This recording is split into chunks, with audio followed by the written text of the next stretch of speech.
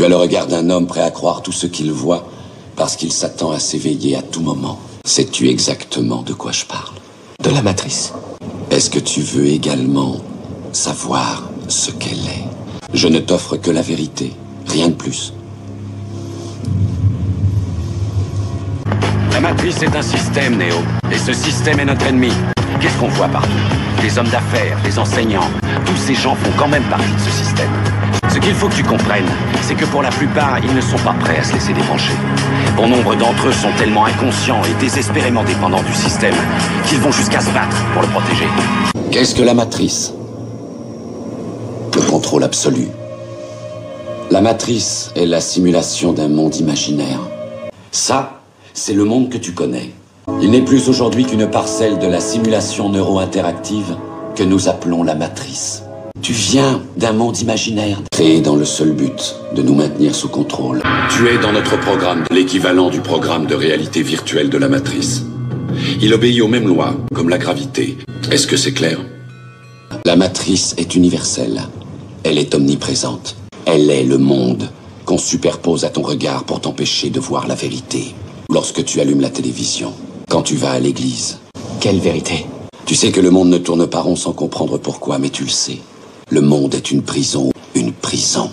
Je hais cette planète, cette prison, cette réalité, peu importe. Galilée prétendait à qui voulait l'entendre que la Terre était ronde, qu'elle tournait. Il était dans un délire, hein? Et il s'est levé, il commençait à gueuler, ouais, n'importe quoi, que la Terre, voilà, est ronde, qu'elle tourne. Mais j'ai dit, mais ferme-la. Aujourd'hui, je prends conscience. Je conçois, oui, que la Terre est plate. Elle est plate. La Terre. C'est un frisbee, plus ou moins. Mais immobile, là. Par contre, immobile. La Terre est immobile. Ben oui. Parce que si la Terre bougeait, on se casserait la gueule. Non, mais c'est vrai. J'étais livré à moi-même quand j'étais petit. Je regardais mes parents, ça fait drôle. Comment expliquer à ces deux personnes a priori adultes que la seule façon d'aller sur la Lune, c'était d'éteindre la télévision et d'aller dormir. Tu peux pas. Il n'y a pas d'autre façon de te déplacer sur la Lune. Comment ne pas flairer l'arnaque? Attends, tu plaisantes? Ça se voit que ça a été tourné en Tunisie, cette merde. Tu sais, je me disais, si les ordures qui nous gouvernent sont capables de leur faire gober que l'homme est allé sur la Lune, c'est la porte ouverte à n'importe quoi, tu vois. Pourquoi s'arrêter en si bon chemin? Je me mets à la place des mecs de la NASA, toi, tu te couches pas avec un carré d'as dans les pattes. Tu continues à plaisanter. Enfin, moi, je suis en vérité totale, je dis ce que je pense.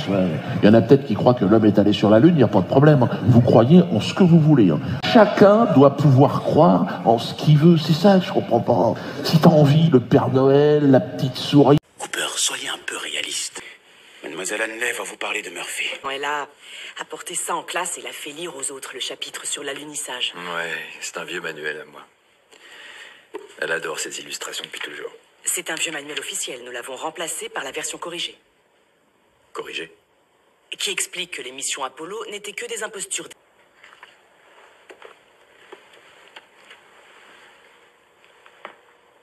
Vous estimez qu'on n'est pas allé sur la Lune?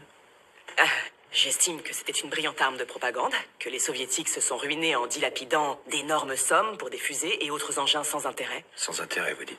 Et pour éviter de reproduire les excès et les immenses gâchis du XXe siècle, il nous faut expliquer la Terre à nos enfants, au lieu de prétendre qu'on peut la quitter.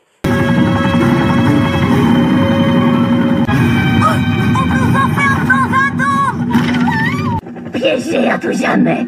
C'est une réalité maintenant. Le vieux Maboul à l'église avait raison.